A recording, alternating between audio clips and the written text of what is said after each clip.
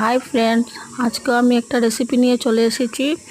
আজকে ডিমের ঝোল বানাবো, আলুর ডিমের ঝোল বানাবো। প্রথমে সিদ্ধ করে ডিমগুলো ভেজে নিয়েছি। তারপর ওই ভেজে রাখা তেলের মধ্যে পেঁয়াজ কুচি দিয়ে ভালো করে ভেজে নেওয়ার পর তার মধ্যে আমি হলুদ গুঁড়ো, লঙ্কা গুঁড়ো, অল্প জিরে গুঁড়ো আর স্বাদ অনুসার নুন দিয়ে ভালো করে নাড়াচাড়া দিচ্ছি। ভালো করে নাড়াচাড়া দিয়ে কষানোর পর তার মধ্যে আমি বাজিয়ে রাখা আলুগুলো দিয়ে দেব। তারপর আলু দিয়ে ভালো করে আবার কষাবো। ভালো করে কষানোর পর যখন তেল ছেড়ে দেবে তার মধ্যে আমি ভেজে রাখা ডিমগুলো দিয়ে দেব।